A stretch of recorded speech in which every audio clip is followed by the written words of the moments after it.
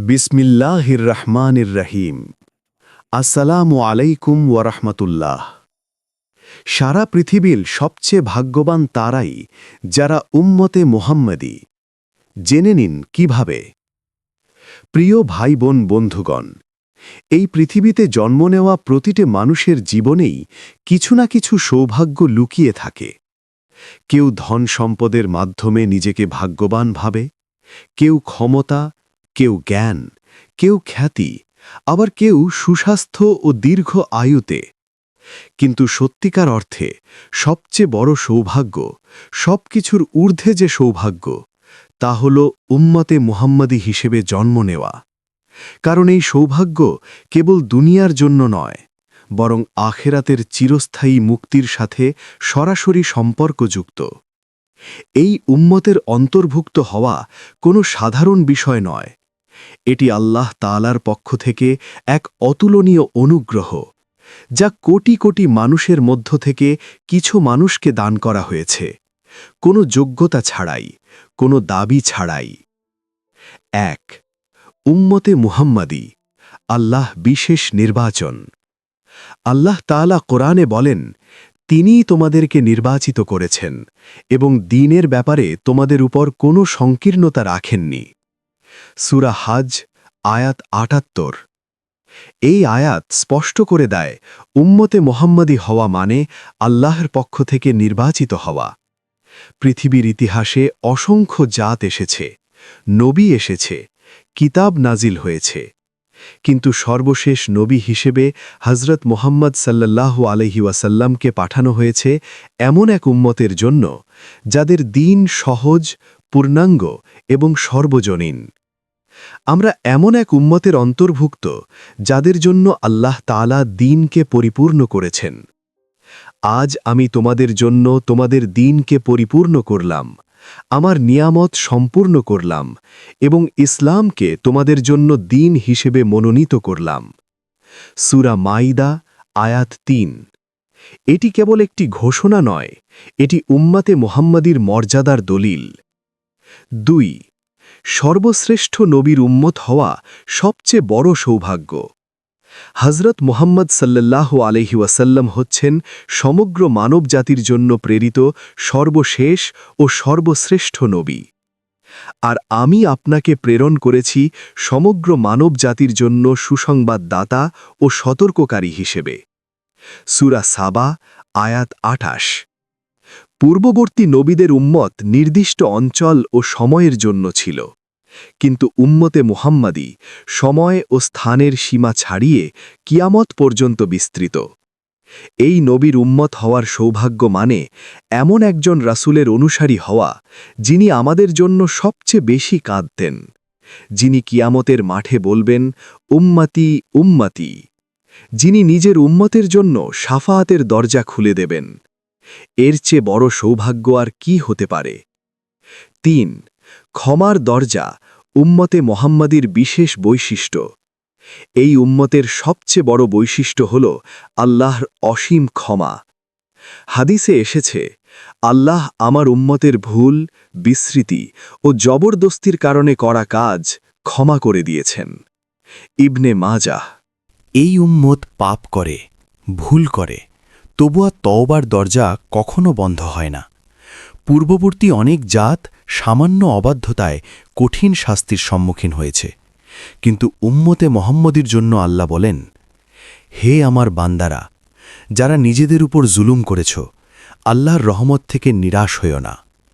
সূরা জুমার আয়াত ৫৩। এই আয়াত শুধু একটি সান্ত্বনা নয়, এটি উম্মতে মুহাম্মদীর জন্য এক চিরন্তন আশ্বাস। এই আয়াত শুধু একটি সান্ত্বনা নয়, এটি উম্মতে মুহাম্মদীর জন্য এক চিরন্তন আশ্বাস। ৪. অল্প আমলে বেশি সওয়াব, বিশেষ অনুগ্রহ। উম্মতে মুহাম্মদীর আরেকটি অনন্য বৈশিষ্ট্য হল অল্প আমলে অধিক সওয়াব। এক রাতের ইবাদত, লাইলাতুল কদর, সমান ১০০০ মাসের ইবাদত। একটি ভালো নিয়ত সমান পূর্ণ সওয়াব। সামান্য দান সমান পাহাড় সম সওয়াব। একটি হাসি সমান সাদকা। এই সুবিধা কোনো পূর্ববর্তী উম্মত পায়নি, কারণ আল্লাহ জানতেন এই উম্মতের আয়ু কম, শক্তি সীমিত, তাই তিনি দয়া করে আমলের ওজন বাড়িয়ে দিয়েছেন। এটা কি সৌভাগ্য নয়? 5. কোরআন, উম্মতে মোহাম্মদীর সবচেয়ে বড় সম্পদ। আমরা এমন এক উম্মত যাদের কাছে রয়েছে আল্লাহর সংরক্ষিত কিতাব কোরআন। নিশ্চয়ই আমি কোরআন নাজিল করেছি এবং আমিই এর সংরক্ষণকারী। সূরা হিজর, আয়াত 9।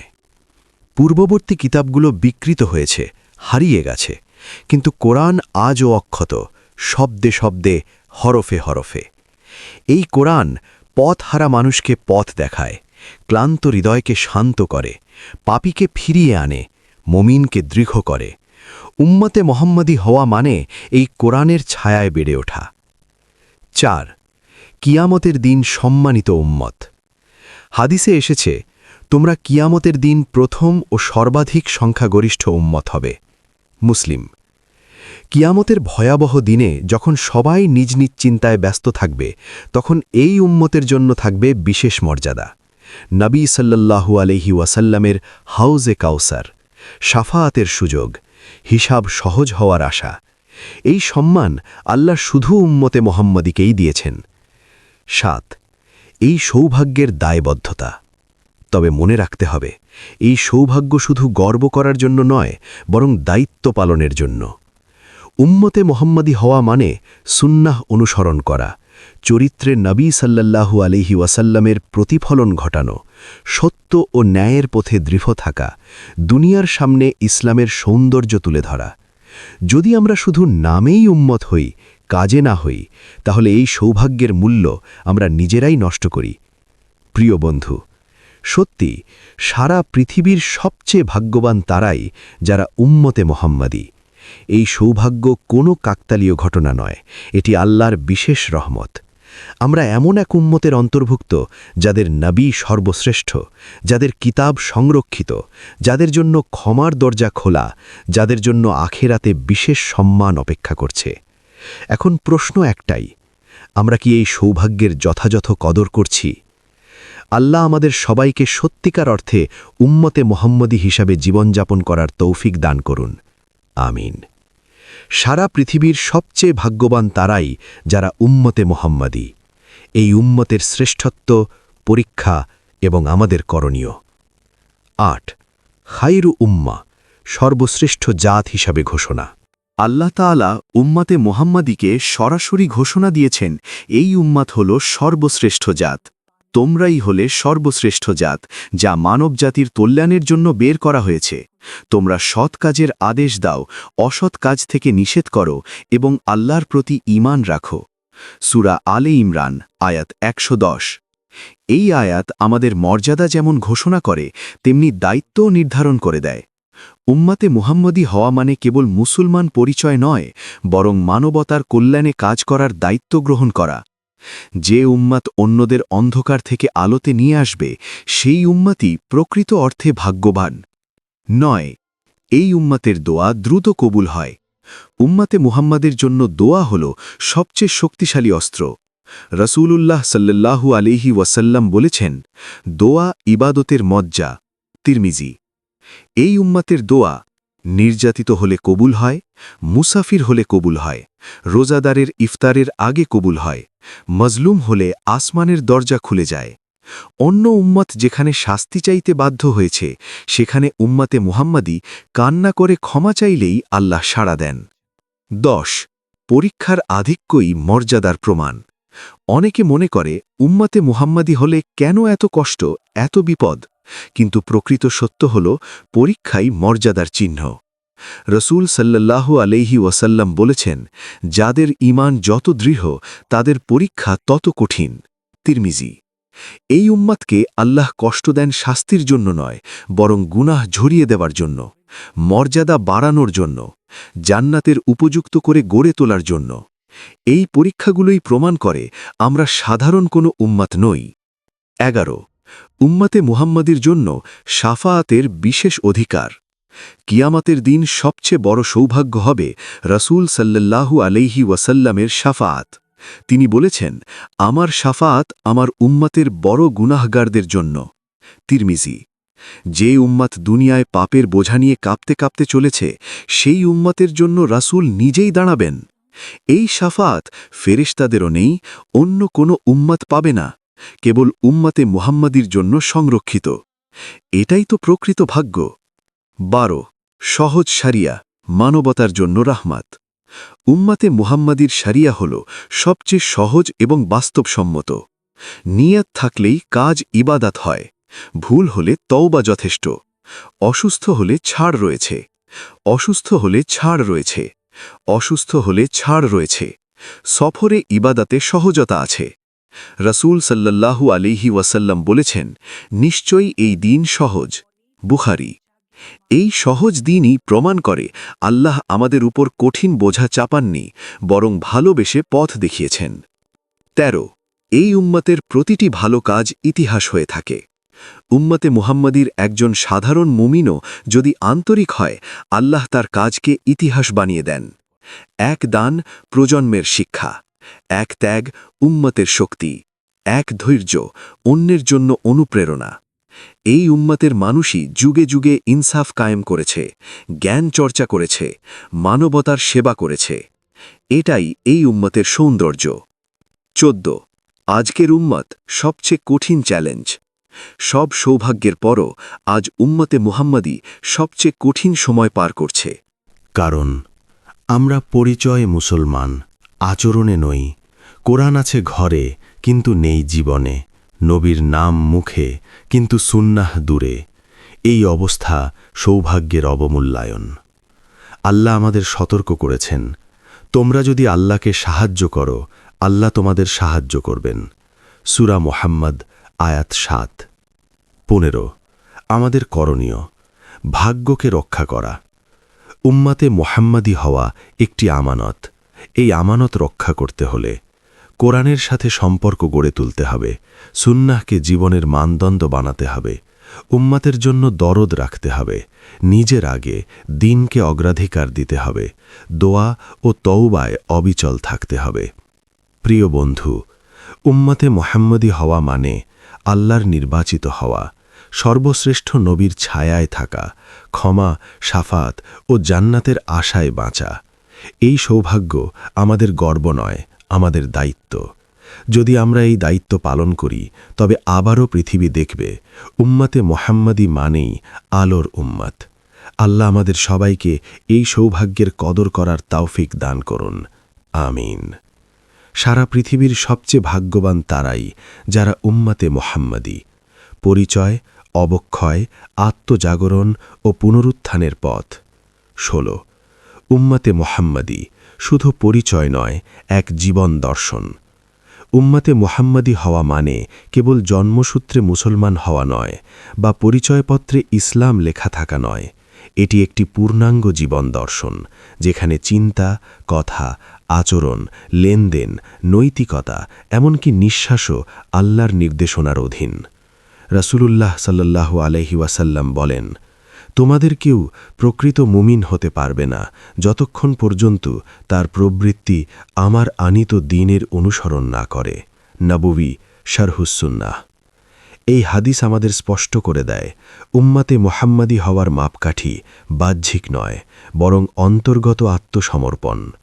17 আজকের উম্মতের সবচেয়ে বড় সংকট হল পরিচয়ের ভাঙন।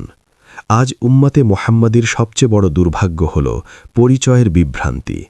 আমরা বলি, আমি মুসলমান, কিন্তু সিদ্ধান্ত নেই নফসের ভিত্তিতে। আমি উম্মাতের অংশ, কিন্তু উম্মাতের দুঃখে কাঁদি না। আমি রাসূলকে ভালোবাসি, কিন্তু সুন্নাহ অনুসরণ করি না। এই দ্বিচারিতাই আমাদের শক্তিকে দুর্বল করেছে। আল্লাহ তাআলা বলেন, তোমরা তাদের মতো হইও না যারা আল্লাহকে ভুলে গেছে, ফলে আল্লাহ তাদের নিজেদেরকেই ভুলিয়ে দিয়েছেন। সূরা হাশর আয়াত 19। উম্মতের পতন শুরু হয় ঠিক এখান থেকেই, যখন মানুষ নিজের পরিচয় ভুলে যায়। ইতিহাস সাক্ষী, যখন উম্মত সত্যিকার উম্মত ছিল। ইতিহাসের পাতা খুললে আমরা দেখি এই উম্মতই একসময় ছিল দুনিয়ার আলোকবর্তিকা। অজ্ঞতার যুগে জ্ঞানের বাতিঘর, জুলুমের যুগে ইনসাফের প্রতীক, লোভের সমাজে ত্যাগের উদাহরণ। কারণ তখন উম্মাতের মানুষেরা বলতো না ইসলাম আমার ধর্ম, বরং বলতো ইসলামই আমার জীবন। তাদের কাছে ক্ষমতা ছিল না লক্ষ্য, বরং আমানত। সম্পদ ছিল না অহংকার, বরং পরীক্ষা। নেতৃত্ব ছিল না ভোগ, বরং দায়িত্ব। ১৯ কেন আজ উম্মত পিছিয়ে? এই প্রশ্ন আজ প্রতিটি সচেতন মুমিনের হৃদয়ে জাগে। এত সৌভাগ্য থাকার পরও আমরা কেন দুর্বল? কারণসমূহ স্পষ্ট। কুরআনের সাথে সম্পর্ক শিথিল, সুন্নাহকে ঐচ্ছিক মনে করা, দুনিয়ার প্রেম আখিরাতকে ঢেকে ফেলা, তওবার পরিবর্তে যুক্তি খোঁজা, উম্মতের চেয়ে ব্যক্তিস্বার্থ বড় হওয়া। রাসূল সাল্লাল্লাহু আলাইহি ওয়াসাল্লাম আগেই সতর্ক করেছিলেন যে এক সময় আসবে যখন তোমরা সংখ্যায় অনেক হবে কিন্তু ফেনার মতো হবে। আবু দাউদ। এই হাদিস আজ বাস্তবতার আয়না। ২০ দুঃখ কষ্ট শাস্তি নয়, জাগরণের ডাক। আজ উম্মতের ওপর যে দুঃখ, নির্যাতন, অপমান, এগুলো আল্লাহর অবহেলা নয়, বরং জাগরণের ডাক। আল্লাহ বলেন, আমি অবশ্যই তোমাদের পরীক্ষা করব ভয়, ক্ষুধা, সম্পদ ও প্রাণ আনির মাধ্যমে। সূরা বাকারা আয়াত ১৫৫। এই পরীক্ষার উদ্দেশ্য উম্মতকে ফেরানো, অহংকার ভাঙা, হৃদয় নরম করা, আল্লাহমুখী করা। দুঃখের সময় প্রকৃত উম্মত আল্লাহর দিকে ফিরে আসে। ২১ প্রত্যেক মুমিনই উম্মতের প্রতিনিধি। একটি গুরুত্বপূর্ণ সত্য, উম্মত মানে কেবল রাষ্ট্র, শাসক বা আলেম নয়, উম্মত মানে আমি ও আপনি। রাসূল সাল্লাল্লাহু আলাইহি ওয়াসাল্লাম বলেন, তোমাদের প্রত্যেকেই দায়িত্বশীল। বুখারী ও মুসলিম। আপনি যেখানে আছেন, আপনার পরিবারে, আপনার কর্মস্থলে, আপনার সমাজে, সেখানেই আপনি উম্মাতে মুহাম্মাদির প্রতিনিধি। আপনার চরিত্র দিয়েই মানুষ ইসলামকে বিচার করে। ২২ পুনরুত্থানের পথ কোথা থেকে শুরু? উম্মতের পুনরুত্থান কোনো স্লোগান দিয়ে হবে না, হবে ব্যক্তিগত আত্মশুদ্ধি দিয়ে। শুরু হোক এখান থেকে। নিজের সালাত ঠিক করা, হারাম হালালের ব্যাপারে সংবেদনশীল হওয়া, কুরআন প্রতিদিনের সঙ্গী বানানো, সুন্নাহকে অভ্যাসে পরিণত করা, তওবাকে জীবনের অংশ করা। আল্লাহ বলেন, নিশ্চয়ই আল্লাহ কোনো জাতির অবস্থা পরিবর্তন করেন না যতক্ষণ না তারা নিজেদের অবস্থা পরিবর্তন করে। সূরা রাদ আয়াত ১১১। ২৩ উম্মতে মুহাম্মদীর ভবিষ্যৎ আশার আলো। সব অন্ধকারের মাঝেও আশার আলো আছে, কারণ এই উম্মত সম্পর্কে রাসূল সাল্লাল্লাহু আলাইহি ওয়াসাল্লাম বলেছেন, আমার উম্মতের একটি দল কিয়ামত পর্যন্ত সত্যের উপর প্রতিষ্ঠিত থাকবে। মুসলিম। এই উম্মত কখনো সম্পূর্ণ নিঃশেষ হবে না, আল্লাহ নিজেই এর হেফাজতকারী। হয়তো আমরা এখন দুর্বল, কিন্তু এই দুর্বলতার ভেতরেই লুকিয়ে আছে ফিরে আসার সম্ভাবনা। ২৪ আজকের প্রশ্ন, আমি কি ধরনের উম্মত? সবচেয়ে গুরুত্বপূর্ণ প্রশ্নটি এখানেই। আমি কি নামের উম্মত, নাকি দায়িত্বশীল উম্মত? আমি কি শুধু সুবিধা চাই, নাকি ত্যাগ দিতেও প্রস্তুত? কারণ কিয়ামতের দিন উম্মত হিসাবে জবাব দিতে হবে না, ব্যক্তি হিসাবে জবাব দিতে হবে। অতএব বন্ধুগণ, সত্যিই সারা পৃথিবীর সবচেয়ে ভাগ্যবান তারাই যারা উম্মতে মুহাম্মাদী। কিন্তু এই ভাগ্য তখনই অর্থবহ হবে যখন আমরা পরিচয়ের ভার বুঝব, আমানতের মর্যাদা দেব, রাসূল সাল্লাল্লাহু আলাইহি ওয়াসাল্লামের আদর্শে জীবন গড়ব। উম্মতে মুহাম্মাদী হওয়া আল্লাহ পক্ষ থেকে উপহার, আর সেই উপহার রক্ষা করা আমাদের দায়িত্ব। আল্লাহ আমাদের সবাইকে সেই দায়িত্ব পালনের তৌফিক দান করুন। আমিন ইয়া রাব্বাল আলামিন। এই পর্যন্ত ভিডিওটি দেখার জন্য আপনাকে অসংখ্য ধন্যবাদ। ভালো লাগলে লাইক, শেয়ার এবং ফলো দিয়ে উৎসাহিত করবেন এবং সাবস্ক্রাইব করে পাশে থাকবেন, যাতে এই ধরনের ভিডিও আপনাদের কাছে পৌঁছে দিতে পারি এবং এই রকম ভিডিও দেখে আমাদের অন্তরাত্মাকে পরিশুদ্ধ করতে পারি। আসসালামু আলাইকুম ওয়া রাহমাতুল্লাহি ওয়া বারাকাতুহু।